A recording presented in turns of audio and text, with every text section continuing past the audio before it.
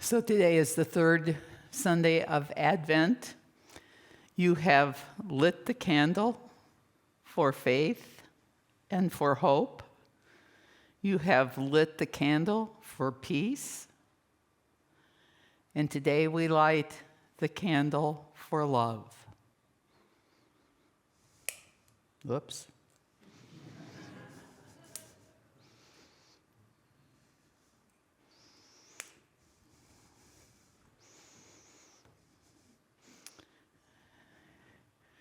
So as you look at these lit candles, and particularly the Christ candle, which really is lit, on a bright, sunny Colorado day, you don't notice the candle flame. If the evening were dark, you would see the lit candles and they would help to guide you. That's what Advent is truly about. It's bringing light to the darkness. Think about the darkness that exists for many people right now, this very moment. Some people are grieving. Some people are having financial difficulties. In the past news cycle, we've had 10 people killed at a college or injured, and 10 people on a beach in Sydney, Australia.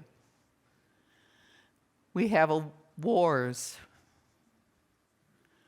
There is personal darkness, and there is community darkness. And it is into that darkness that we choose to bring the light of Advent.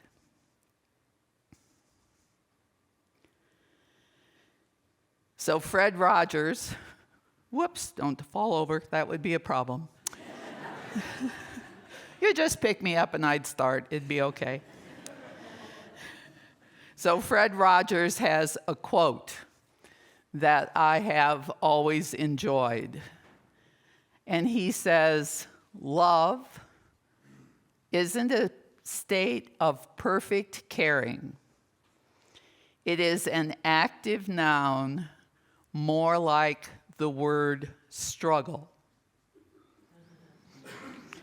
So when you think of the word love, do you think of it as an emotion? Falling in love? Do you think of it as a thought? Do you think about love? Or like Fred, do you think about it as a choice? In my experience, you have to choose to love. And it's a choice that you don't make once, twice, 1,000 times, 1,000,000 times. It's one that we must take over and over and over again, every single day. Now, I've been talking about love on, Advent Sundays for over 30 years. I've talked about love as Gary Chapman's The 5 Languages of Love. I've talked about love a lot of times. The very first time I ever talked about love was at my chapel service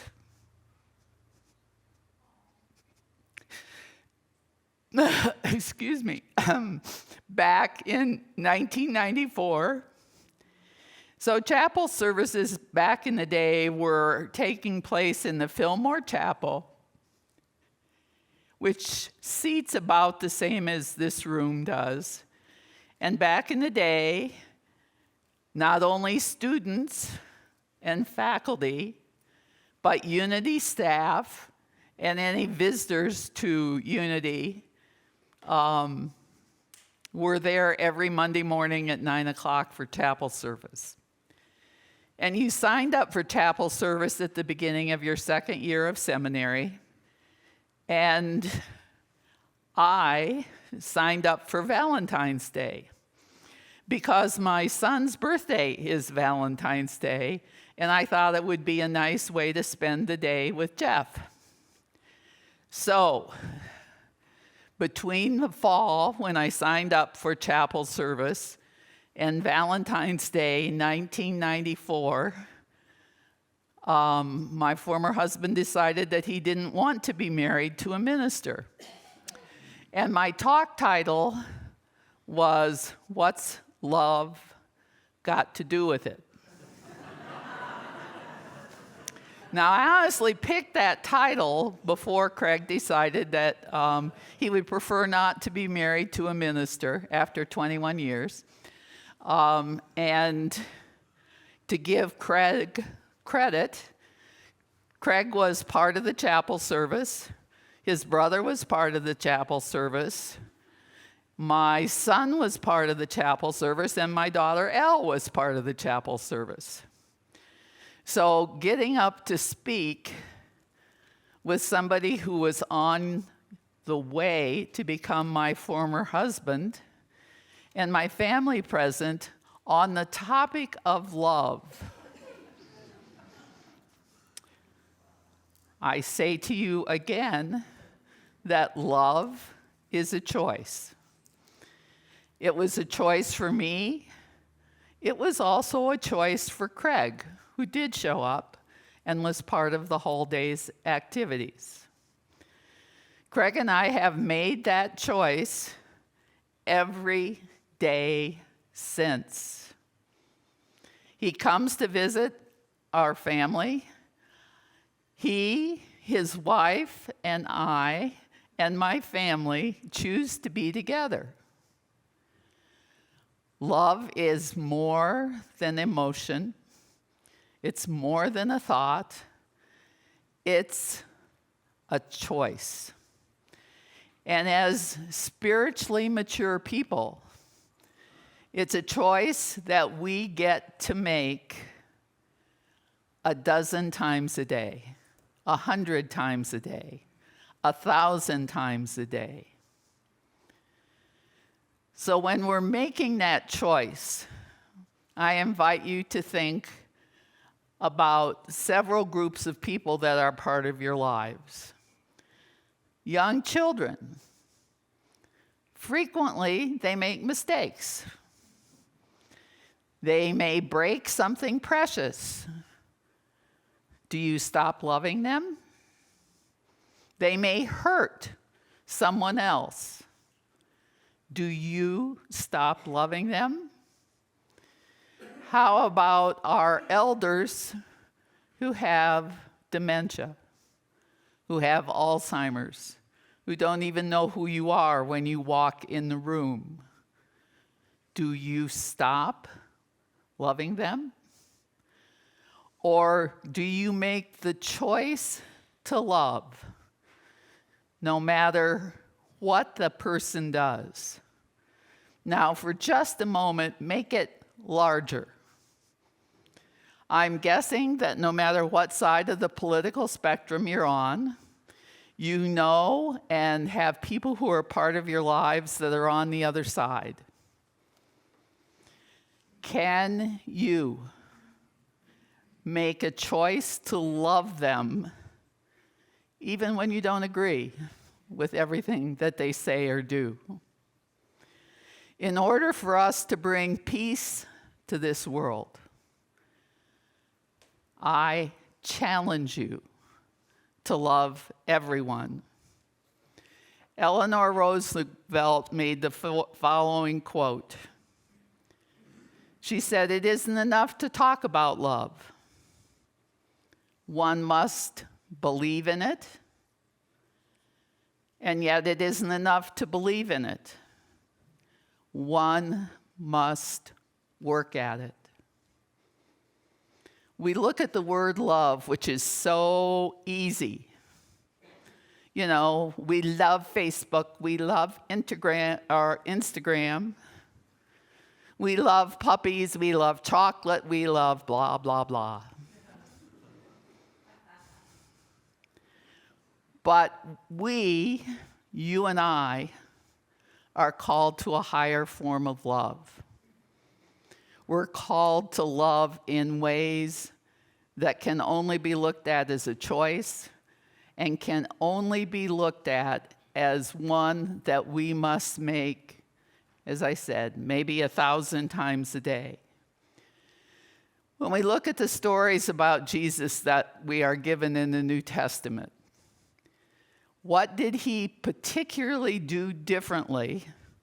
Because Jesus was a Jew, he was teaching Judaism all day long. But he taught Judaism to Gentiles. He taught love-based community to prostitutes, to tax collectors, to everyone. Prior to that, love had existed in the temple. Great, you go to the temple and love. You come to a Sunday service and you just love everybody in this room, maybe. Some of you have been here a while, some of you have served on the board, some of you have done other things. But if you are occasionally challenged to love everybody in this room, think about the challenge to love even more people. But yet it is in community that you feel the love. We feel the love in the music.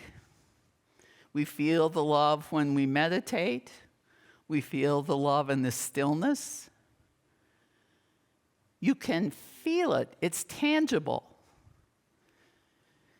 And our work, my work, because trust me, it isn't easier for me than it is for you, we have to practice it, no matter who we practice it with. So that love, that energy, that dynamic force is most effectively practiced in a loving community. So for 30 plus years, part of making a talk for me has always been, whatever the topic is, to go to Revealing Word and see what our co-founders, Charles and Myrtle, had to say about that particular word. Now, I have to confess something to you. In my 30 plus years of ministry, I have always said that Revealing Word was written by Charles Fillmore. No. No. Just for your unity edification. So Daily Word was first published in 1959. Now, Myrtle died in 1931. Charles died in 1948. And to remind you again, Daily Word was published in 1959 under the auspices of their son, Lowell Fillmore. Now, whenever you sit down to read any Unity book, Charles Fillmore, Myrtle Fillmore, please know that neither of them sat down in a room with their pen and pad and wrote a book. It's why some of those are a little harder to read, because if you were all taking notes on my talk, and you took notes on Sue's talks, and maybe you have some left over from Scott, and you wanted a topic, and you went back to your notes, and you said, oh, Doris said this about love, and Sue said this, and Scott said that, and then you put them all together and published a book. That's how Revealing Word came to be. So it is true that the words in there were at least a paraphrase of something that they said or wrote, but they didn't write them down and put them in a book called Revealing Word. However, love is described as what binds together the whole human race, what joins everything in a great harmonizing oneness. Do you see, if we want peace and harmony in the world, we're the ones who are called to harmonize, to make an experience of love happen, rather than saying, it's your fault, Pedro, you make them love. Do it now. You're in charge. Which is sometimes what we seem to do. And then we have Corinthians that says love is patient and kind. It is not envious. It is not boastful. It is not proud. It is not rude.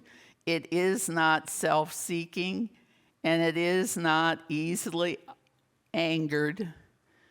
And here's the pesky one. And it does not keep a record of wrongs. Now, how many of you have a journal where you have recorded all of the wrongs that he did, that she did? You got to give up the journal. You have Burning Bowl coming soon. Bring it and put them in there and let them go. You know, again, the pesky part of unity has honestly to do with principle number 5. It's not enough to know the truth. Because everyone who's been part of unity for a long time, we can spout it all day long. You have to live the truth that you know. Now, maybe you only know this much truth. Peachy, live it. Do you know this much truth? Live that. Do you see, we're all, Doris included, we're all on this journey of practicing. You know, that's another thing that unity is called. It's called practical Christianity. We have to live the truth that we know. We don't just get to stand up and pontificate, even we, the ministers. We have to practice it. Now, I have a confession to make. I don't live truth perfectly. I get up every morning intending to try. I might make it till noon some days. And that's because my dog, Julio, very rarely pushes me beyond, my bounds of spirituality. And then I meet people. Then I drive on a street, hopefully not 25. And I'm challenged to remember to live the truth that I know. And so I expect that you might be challenged as well to live the truth that you know. But just all you have to do is practice. All you have to do is start with the intention, the affirmation of intending to live this truth. And that's your job for the rest of your life. When we take our last breath, we don't have to practice anymore. We'll have it down. So most of us are familiar with the ideas that we aren't just human beings, that in truth what we are is spiritual beings who chose to have a human experience. And on the day when you're most stressed and most irritated and most exhausted, just remember that we chose to be here. I chose to be here. And we chose to be here in 2025, who would have guessed, and live in the world that we live in. So if we can remember that we chose to be here and that we are truly spiritual beings, then we can attach that truth to who we truly are. Facets of the divine. Me, you, everyone in this room, everyone on this planet. Now, some of us are remembering and practicing, and some of us have still forgotten. But it's our job to love all of them. I didn't say like. I didn't say hang out with. I didn't say ask over for dinner. But it's our job to see that they chose to be here and they are living their divine purpose. Amen. Don't worry about it. Probably it was me last time. So when we think about how to actually make it work, the concept of integrating this idea into how we live our daily life, can we choose to view ourselves as individuals who can broaden our own sense of who we are to include our own divinity? Can we appreciate ourselves that we are very brave spirits who chose to live in this time? You know, during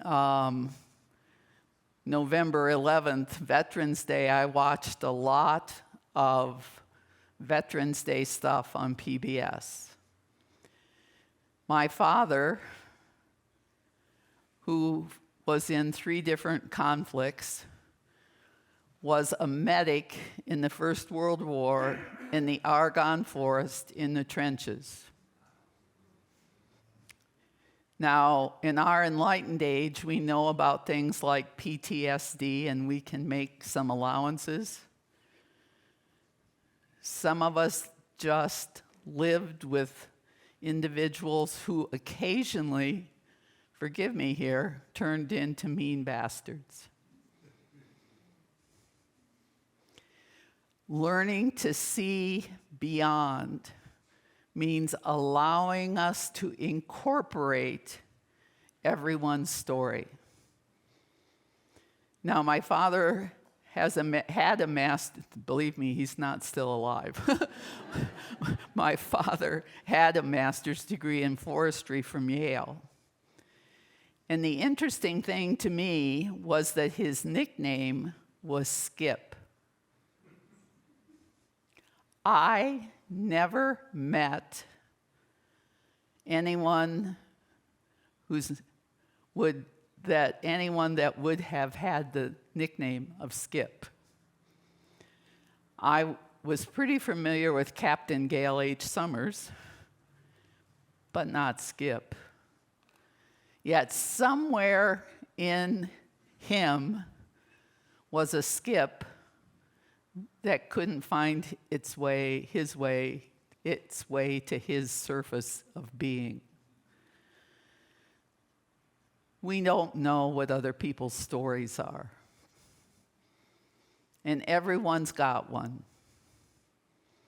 Learning our family's stories sometimes allows us to love them more because we understand our ancestors' journeys. Spiritual inquiry is part of our job, part of our life. Spiritual inquiry sometimes feels like remembering. Remembering our own story, remembering how it affected us, remembering who our parents were, what world they lived in. Perhaps they were veterans. Perhaps they just lived through the Depression. What did they live through? Perhaps they were immigrants. The truth is, our family name isn't Hoskins. It's Hoshinsky. But my father-in-law, who lived through an era of discrimination against Polish people, changed his name from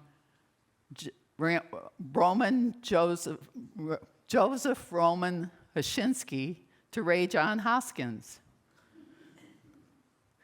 Because once his name wasn't Hoshinsky anymore, he ceased to be discriminated against. What are your family stories? Why does a cranky old grandparent that, quote, loves you seem to be so cranky?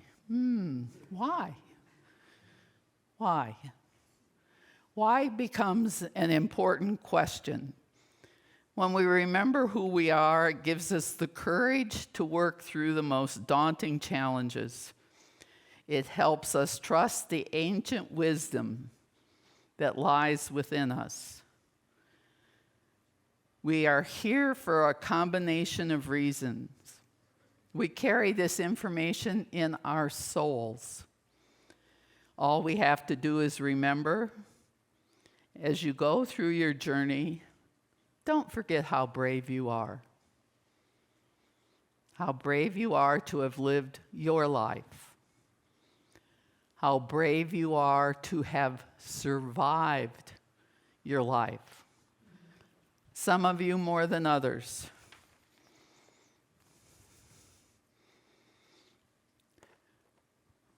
We know the creation story in the Bible.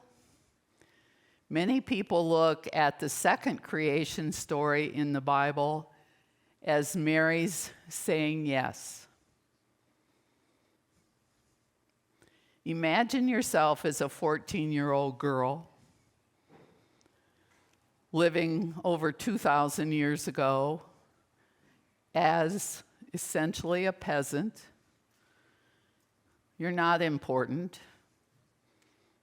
Not only are you a peasant, but you're a woman, you're a girl. And you say yes to having an illegitimate son, an illegitimate child.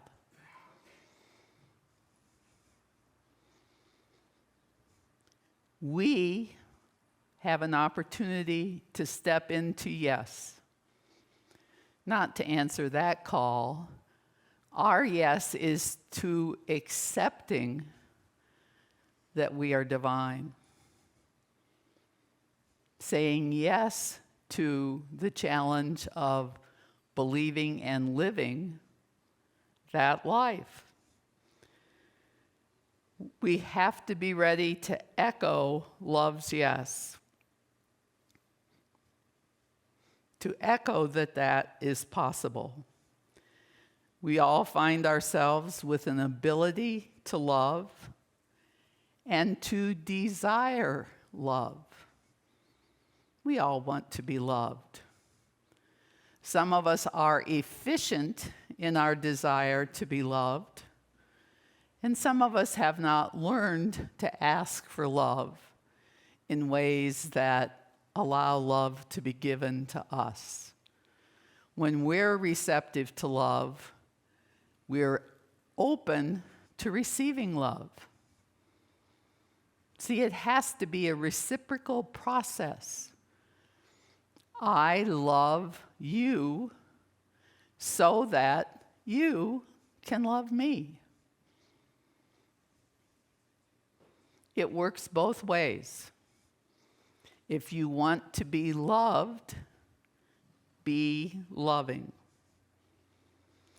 Think of it as unconditional love.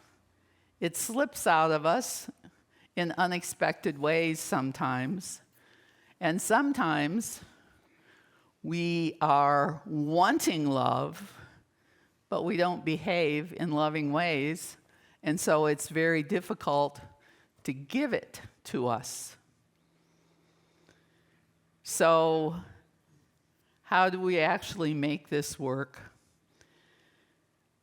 Can we really view ourselves as individuals who can broaden ourselves to allow that kind of an experience to be in our life? Remember, as spiritual beings, we are visitors on planet Earth.